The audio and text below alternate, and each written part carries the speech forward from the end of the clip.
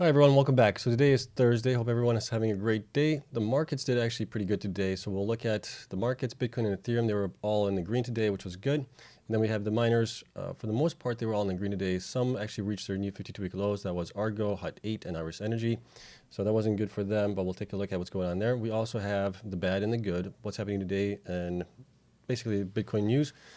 We have the SEC coming out, providing new guidance for publicly traded companies that they have to provide risk, if any, that they have towards cryptocurrencies or anything like that, following what happened with the FTX. So we'll take a look at that. We also have Ledger came out with a new hardware wallet. We'll take a look at it. It's actually pretty cool. It was designed by Tony Fadell, the guy that did the first iPad, or not iPad, iPod. Okay, and then we'll take a look at Soluna. Soluna actually provided their October numbers, so we'll look at that as well. I mean, it's 5 weeks late, but it's better than nothing. So we'll look at all that. And as always, you guys know the drill here, not financial advice for entertainment only. Do your own research. Don't fall for scams.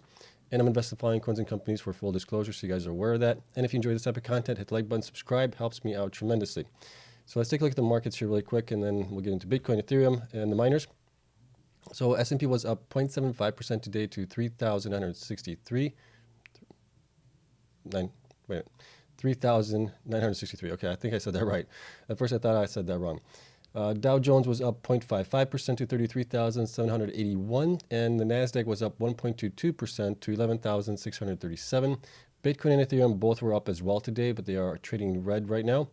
But Bitcoin was up 2.29% on the day. It hit a high of 17,300, a low of 16,738, and we closed at 17,226. So overall, a really good day for Bitcoin. We did have a red day yesterday, so we're making up for it today, which is good.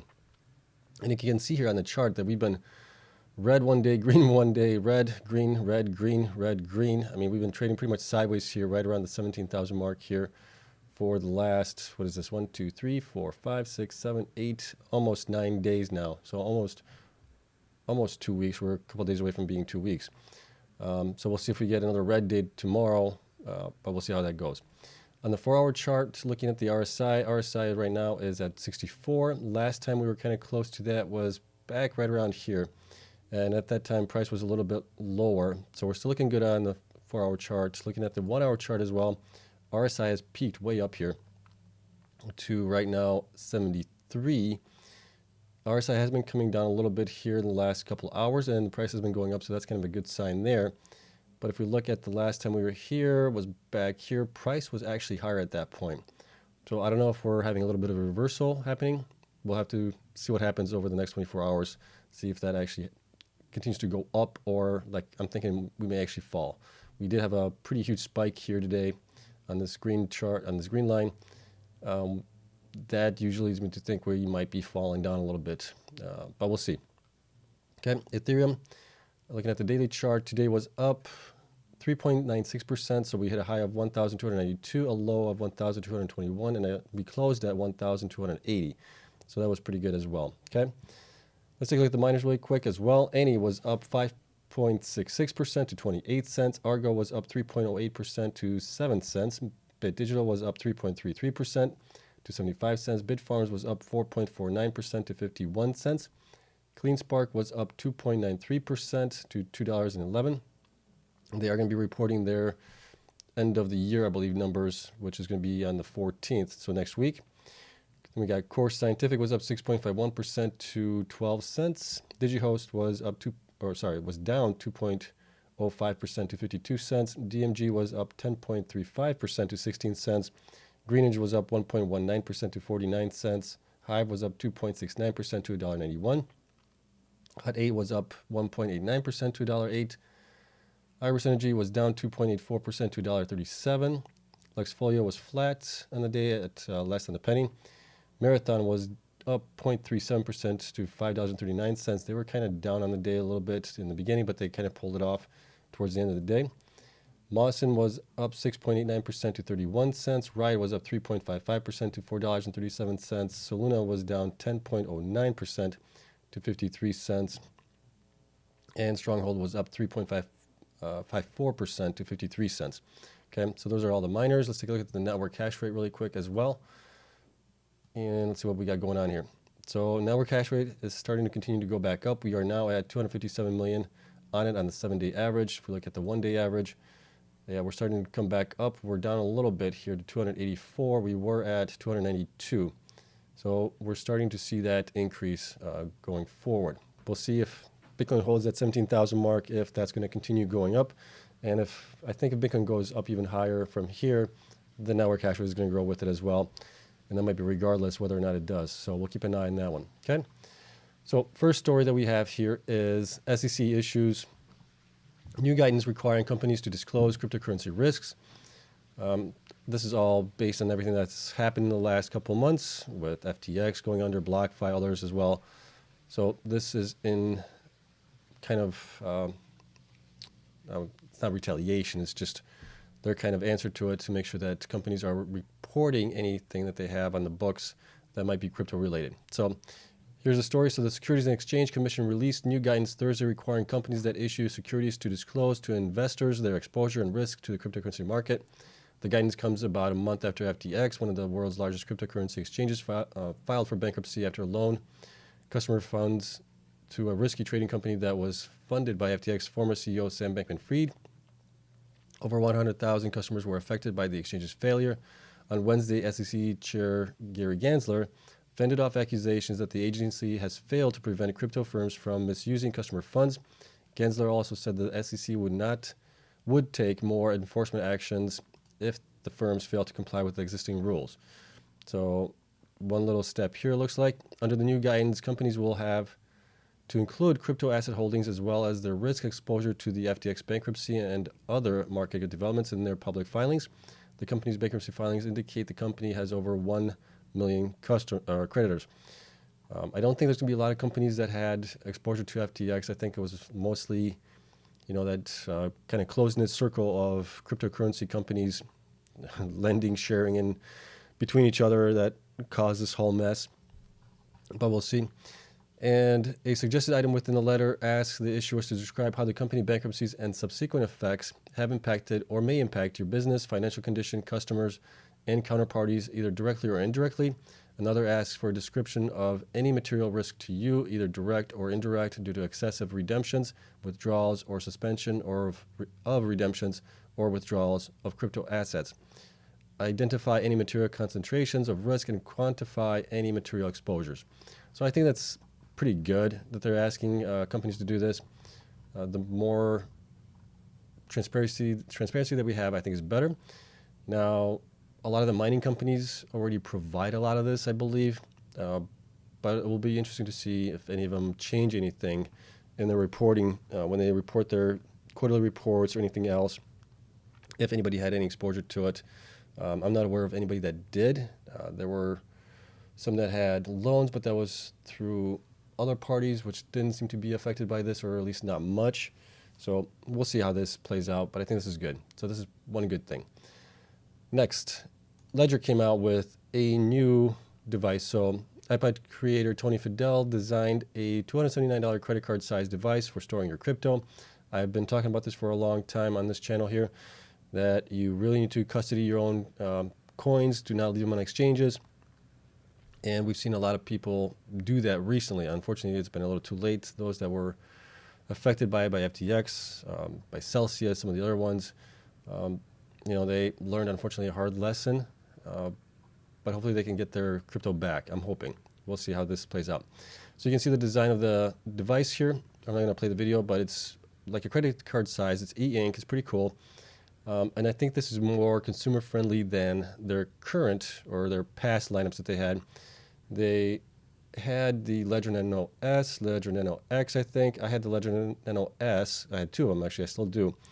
And those were not as easy to use. You had to plug them into your computer. They didn't have Bluetooth. I'm still on the fence on Bluetooth. I think Bluetooth can be hacked, and I think I'm cautious on Bluetooth, especially if you're going to hold a lot of crypto. If you're going to hold a lot of crypto, I think you go with the Ledger Nano X or the Ledger Nano S Plus.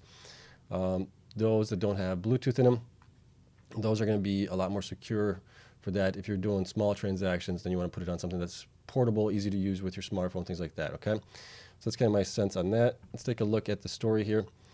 Where did my mouse go? There it is. Okay. So the product created by French crypto asset security firm Ledger launched at the company's annual Ledger Open event. On Tuesday, its launch comes at a time when trust in centralized crypto platforms is fading as a result of the collapse of Sam Bankman-Fried's FTX. And we'll actually take a look at a story here of how much has actually exited out of exchanges. It's a good thing, I think. It's called Ledger STAX and resembles a small smartphone or credit card reader, measuring 85 millimeters long and 54 millimeters wide. It's roughly the same size as a credit card. It is also about 45 grams, weighing less than an iPhone. Users can deposit or exchange a range of tokens, including Bitcoin, Ether, Cardano, Solana, and non-fungible tokens or NFTs. So this is, I think, is a good product for the everyday consumer that doesn't hold a lot of crypto on, like thousands, hundreds of thousands of dollars or millions of dollars of crypto. You probably don't want to be walking around with that thing. You want to have those things in a cold storage, in a safe someplace, away from everybody else. But this is something for like daily use. You put a little bit in here, a couple $100, and then that way you can use it between, whether you're sending your friends a payment or you're paying for something. I think this is a great thing.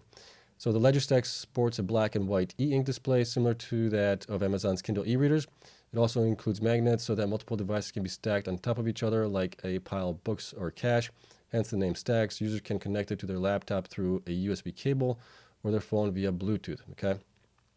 So Bluetooth, like I said, I'm a little bit skeptical on Bluetooth for security reasons.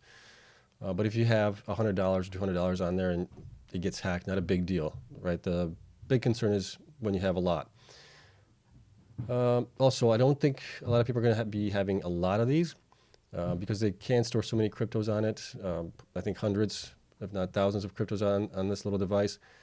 You're probably going to have one, but I'm guessing they call it stacks, so you can probably stack it on top of one another. So like you or your spouse has one, your girlfriend, whatever it might be. You can stack them that way. I think that's the only way, or only reason why I would do that. But continuing on here, many Ledger owners have multiple devices. Some store their NFTs, some store different crypto, some have multiple because they have different clients that they store for. Fidel told CNBC in an interview, okay, so I can see that as well. So if you're a custodian or something like this, then this might make sense. But still, I would rather use a Ledger Nano S or something like that, something that's small and only can store, a small amount. Plus, it makes it a little bit more challenging to connect, so you need a little bit more tech-savvy person to do that. But that's the way I would go. So the iPad for crypto. Initially, Fidel turned down working with Ledger team on STAX. This was not something I wanted to do, he said, which is kind of interesting. But later on, he changed his tune, and you can see the device here. It's really small. It's actually kind of nice looking. And Fidel later went on to purchase a few older Ledger devices. He found that, like MP3 players in 1999, people didn't know what to make of the devices. I don't know if you guys remember those pre-iPod devices that were for MP3s. They were weird looking. They almost looked like the little Nano S's. They were hard to use, not very user-friendly. Then came out the iPod, and that kind of changed the whole music industry, right? So they're hoping to do the same thing here with crypto for the mass consumer use, which I think is great, okay? Continuing on, they were also difficult to use, he said. I didn't feel like it was ready for mass consumer, or at least early adopter consumer markets, said Fidel. Not just business to geeks. We had to go to business to consumers. So I agree with him there, and I think that was it. So I just wanted to show you guys that. And here's a story on Bitcoin exit from crypto exchanges, rises 220,000 over the past 10 days, and this is from November 17th, so this is a while back. I'm sure that has gone up even more now, and I thought they said someplace in here that how many they sold. Did I go? Here we go. Okay, so I didn't miss it. So now your keys on your crypto. After the recent collapse of FTX into insolvency, crypto holders have sought alternative means of storing their digital assets. One is via cold storage, like the Ledger Nano S or something like that, where a user's private key, the code they need to access their account, is kept on a device that's not connected to the internet, right? So that's why I'm a strong proponent of not using Bluetooth unless you're only using it for small amounts. Since these wallets are offline, they're less susceptible to hacks or failures. Ledger says that to date, none of its devices have been hacked, and that's why I've been using it since 2017. I got two at that time because you can only store like four coins on each one at that time. They had very small memory on them. I had Bitcoin, Bitcoin Classic, Ethereum, Stellar, XRP, Litecoin, Dashcoin. So I needed two of those. So I did end up buying two of them. Just to be able to store them that way. And instead of having to uninstall apps, install apps, it was just easier to have multiple devices at that point. Okay. Continuing on, Ledger has seen a boost in sales as a result of fears around the contagion from the FTX collapse. Last week, BlockFi, a crypto lender, entered bankruptcy after revealing Alameda Research Bankman-Fried's trading firm defaulted on $680 million worth of loans from the company. November will be our all-time high, biggest month ever. Pascal Gauthier, Ledger CEO, told CNBC, "All the news that you've seen since the beginning of the year, from Celsius all the way to FTX, has really pushed a lot of users towards self-custody, which is great. There's other benefits to doing it as well. When you get them off the exchanges for the most part can't lend them out, especially the ones that do provide that kind of service where you can get yield on your coins, right? So the less you can lend out, the less that they can leverage, the more, I think the less volatile Bitcoin could become over time, right? When we have a lot of these coins on the exchanges, it provides for liquidity, provides for leverage and everything else. If we take that out, that could be a positive for the volatility of Bitcoin, I think, okay? It's kind of my 2 cents on that. November, we covered that. Ledger has sold more than 5 million devices to date. That's not a lot, but still quite a bit. They still have a huge market to possibly penetrate into, especially as the crypto adoption continues to happen. I think more and more people will be getting these kind of devices where they can keep them offline, all their coins, and especially as consumers get educated on this more, okay? So I think this is a great thing. And like I said, a lot of companies have been, or a lot of Bitcoin has been moving off of the exchanges here. Let's see here. This was on November 17th, so it looks like at last read there were 1.87 million Bitcoin on exchanges, tracked by CoinGlass. So there's still a lot of coins on the exchanges, which hopefully majority of those will get taken off by people putting them into cold storage. But they need to get educated. They need to have the devices to do that. Okay, so here is the Ledger Nano S Plus. I had the Ledger Nano S. This one can hold up to 100 apps or 100 coins basically on it. It's a lot, has a lot more memory on it than mine does. So I'm looking to possibly upgrade to this one, and I will possibly also try out maybe the new STAX when it does come out. It's on pre-order right now, okay? So just want to point that out to you guys. If you haven't done it already, get something like this, whether it's Ledger or something else, you guys can do that. Also, I'm on the fence on this. I'm going to put a link for an affiliate link to this. I've used their product for a long time, but I thought this was important to also talk about. So if you guys are going to think about getting something like this, if you want to use the link down below, it's down below. If not, that's fine too. You guys can go directly to this website, and it's ledger.com. So this way, at least I could possibly make a couple of dollars if you guys do purchase it. Okay, you guys will be supporting the channel, helping me out. Okay, if not, go to ledger.com, which is perfectly fine. I'm still going to love you. Okay. Next, let's take a look at Soluna here. So Soluna provided their numbers for October. And let's see here. What did I want to cover? A couple of things here, and then we'll get into the numbers here. We're going to make this pretty quick here. So their average BTC mine declined 1% versus September. We'll look at the numbers. Operating efficiency drives average hash rate to a new monthly record of 919 petahash. But this is also for their self-mining and for hosting. And then average hash rate increased 3% for September. And let's see what else here. Power costs declined in November and expected to continue to decline in December, so that's all good there. And then let's take a look at their presentation here that they have, which was on their website. And I downloaded it, and I think I put it over here. Yep. Okay. So this is our consolidated Soluna Computing non-GAAP historical financials. What we're looking at here is prop mining. They made approximately in October for prop mining, 1,475,000. That's for their mining. Overhead cost for prop mining, let me see, electrical was prop mining 940,000. So that's quite up there. September was pretty close to that also, well, 858,000. August was really high, 1.2 million. So that has been decreasing a little bit, had a little bit of an increase in October, it looks like, compared to September, but they also have a little bit higher hash rate as well. So that could be contributed to that as well. BTC mined, let me see where do we have the BTC mined. I think that's on the next page. Prop mining, where is it? Average BTC price, nope. Average hash rate. So here's their average hash rate that they had. Prop mining was 636 petahash. Hosted was 283. And let me see, BTC equivalent mined. Prop mining, they mined 75.08 BTC for the month of October right now. We're already in December. They still need to provide their November updates. But I figured at least this way we can kind of go over it. I'll still keep an eye on them. And what we really need for them is to provide the updates a lot faster than, 5-6 weeks after the fact. We need them to be done within the first 2 to 3 weeks at most, like the rest of the companies do here. Okay, so those are the numbers that we have for them. Here's what I got on them. So Soluna has 28 million shares outstanding right now, market cap of 14, almost 15 million, and their stock price is 53 cents. Current hash rate is 637 petahash. Future hash rate that they're saying that they're going to get to is 2.3. And they don't have any hodl position. Let's take a look at hash rate average per miner is 28 terahash, which is really low. I think they have some old miners, but they have pretty good electrical costs. They can get away with doing it. Now, BTC mined. For the past, what are we in now? Well, this would be for the past 10 months. They have been increasing quite nicely here through July to a high of 88.24, and then they've been coming down here ever since then. And I got to tickle my throat. I may have to clear my throat. Hold on.